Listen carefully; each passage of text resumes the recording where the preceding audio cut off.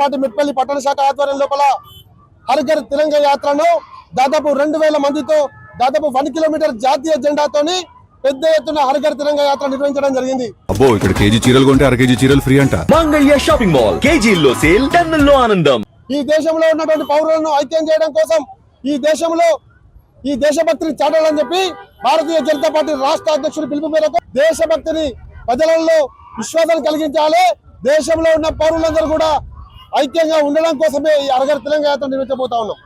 హర్ ఘర్ తిరంగా అభియాన్ జాతీయ పతాకాన్ని గౌరవించుకునే దిశగా 2022వ సంవత్సరంలో మన భారతమాత ముద్దుబిడ్డ ప్రధానమంత్రి నరేంద్ర మోదీ గారు ప్రారంభించడం జరిగింది.